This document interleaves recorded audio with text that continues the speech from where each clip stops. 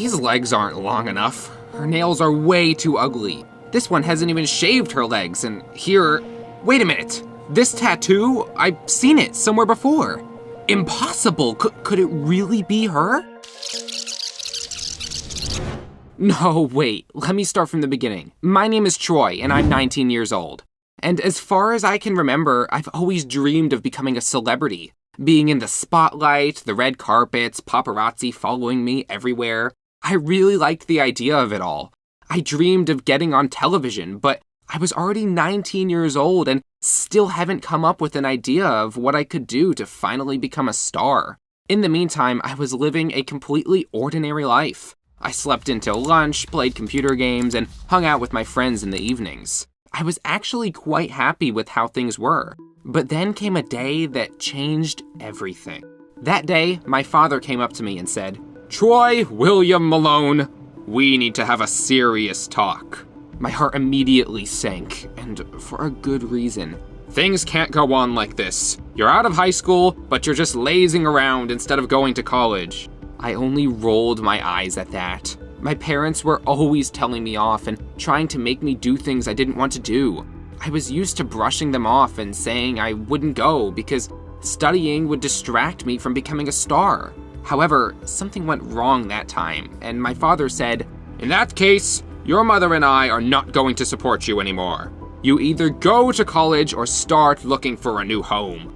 I couldn't believe my ears. Was he serious? Was he really going to kick me out just because I didn't want to waste my time on college? In that case, I didn't want to live with them either. My father's words made me so angry that I immediately went to pack my things. Besides, I had a place I could stay at. Of course, I went straight to Emily, my girlfriend. At the time, we'd only been dating for a couple of months, but I was sure we were very serious. Without thinking twice, I told her everything, and to be honest, I was expecting her to be happy, but Emily didn't want us to live together at all.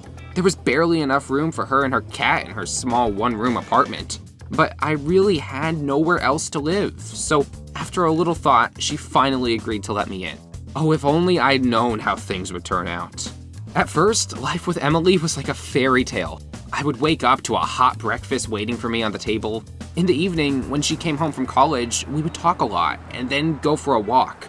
Of course, we no longer went to the movies or cafes because I had no money. But Emily didn't seem upset.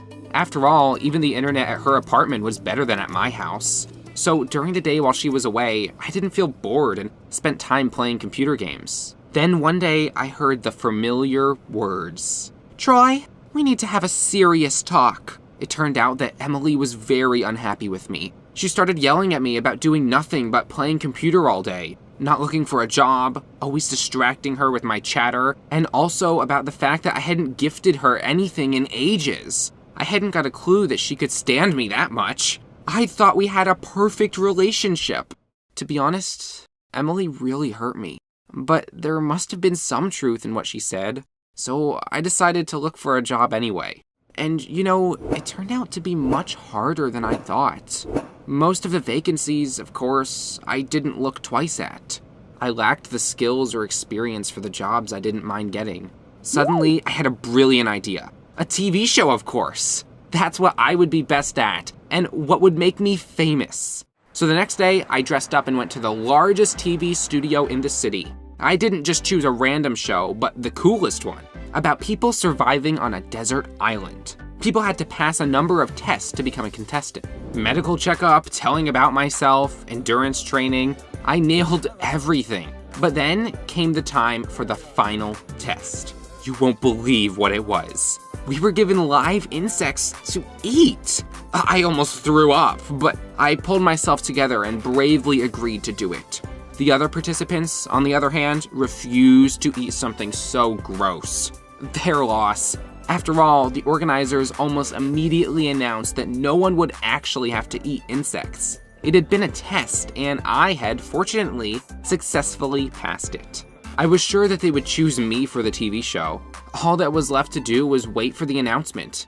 In the meantime, I decided to take a walk around the pavilion. After all, I was in the place I had dreamed my whole life of going to. Walking between the props, I suddenly noticed a suspicious-looking couple in the corner. I hid behind a box and saw something interesting. Glancing around, my competitor for the spot on the TV show pulled a huge wad of money out of his jacket and handed it to the organizer, who put it in his pocket and whispered something.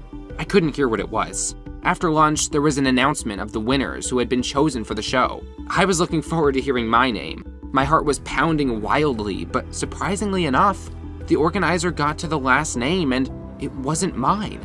It was the contestant I'd seen in the pavilion among the props. Only then did I realize what had happened.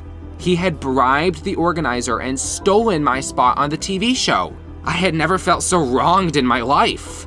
Terribly upset, I headed for the exit, when suddenly I was stopped at the door. A girl was standing in front of me, looking very nervous. It turned out that another TV show was being filmed in the next pavilion on that same day. But the thing was, the main participant had suddenly fallen ill and hadn't come. They urgently needed a replacement because the live broadcast couldn't be canceled. Had my luck finally turned around? Not quite daring to believe it, I agreed, of course. On the way to the shooting location, the girl quickly explained to me what the show was all about. It was called 10 Reasons to Fall in Love, and its star was supposed to look for a perfect girlfriend. He would take a look at the body parts of strangers without seeing their faces. The contestants he liked the least would be eliminated until there would be only one left. I was absolutely thrilled with the idea. All the cameras were focusing on me. The eyes of thousands of viewers were glued to the screens. As many as 10 girls were fighting for my attention. What could possibly be cooler? That was the moment I'd been waiting for my whole life. Of course, I immediately decided to be unforgettable and impress absolutely everyone. In the first round, I had to look at the girls' waists. I didn't hesitate to say everything I thought. That navel was too ugly, that girl had too much fat on her sides, and that one had a very weird mole. I didn't worry about hurting anyone's feelings. The most important thing was for me to look cool, because that could be my only chance to prove myself. I didn't hold back any comments while assessing hands, ears, and hair either. I said the most unpleasant things I could think of. Finally, only 4 contestants were left in the final round. I walked out onto the set and saw a row of slender legs right in front of me. By that point, I had already got deep into the character of a strict critic and wasn't going to back down. Those legs weren't long enough. Those had ugly nails. The third pair, was that hair? Who even let her in? Not wanting to see any more of that mess, I moved on to the last legs, when suddenly my gaze settled on the tattoo. Wait a minute, I had seen it somewhere before. I thought hard for a few seconds and finally understood. I simply couldn't not recognize that tattoo because it was the same as Emily's. Was my girlfriend behind that screen? I simply couldn't believe it. I felt like I was in some stupid, very scary dream.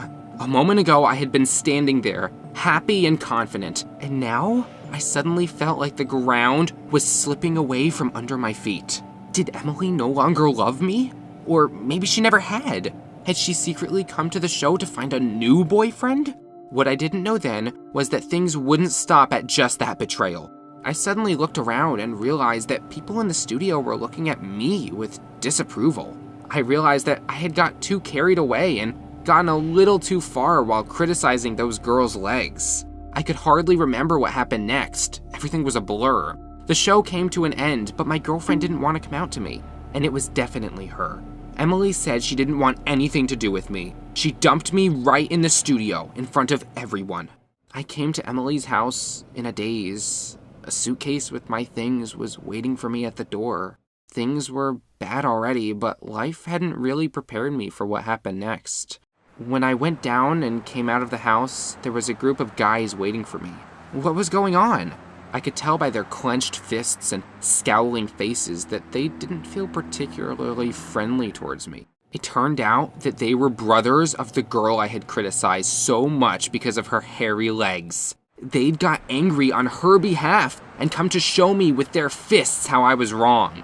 Of course, I immediately fled and ran for as long as I could. After a while, they fell behind and I hid in the bushes. What had I done wrong? Why had things got so bad? I didn't have a girlfriend or a home anymore. I was left on the streets, completely alone. I eventually got over my pride and called my father. He listened to me carefully and took pity on me, telling me to come home. Well, I have realized that now my parents are the best in the world. As for me, I don't even know. Maybe I don't really deserve to be successful, or I haven't done enough for it. What do you think? Please write in the comments down below. How can I fix everything? After all, I really don't want to upset or hurt anyone anymore.